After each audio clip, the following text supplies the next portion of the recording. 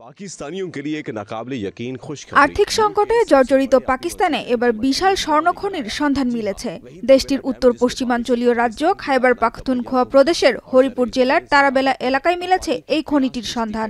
আবিষ্কৃত এই স্বর্ণের আনুমানিক মূল্য প্রায় ৬৩৬ বিলিয়ন মার্কিন ডলার, যা দেশটির অর্থনীতির জন্য গেম চেঞ্জার হতে পারে বলে মনে করছেন অনেকেই। পাকিস্তানি গণমাধ্যম দ্য এক্সপ্রেস ট্রিবিউন জানায়, গেল সোমবার করাচি প্রেস ক্লাবে আয়োজিত এক অনুষ্ঠানে এয়ার করাচির চেয়ারম্যান ও federation of Pakistan chambers of commerce and industry FPCCI এর সাবেক সিনিয়র সহসভাপতি হানিফ গওহর আনুষ্ঠানিকভাবে এ তথ্য প্রকাশ করেন।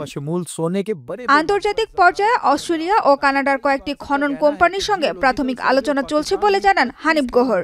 সরকারের অনুমোদন পেলে স্বর্ণ উত্তোলনের কাজ শুরু হবে বলে আশা প্রকাশ করেন তিনি।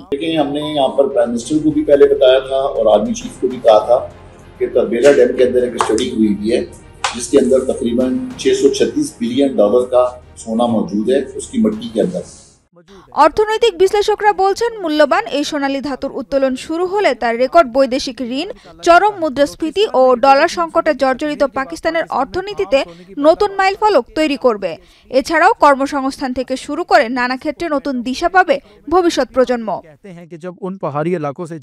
সানজিদা ইসলাম তন্নি, এখন বিশ্ব।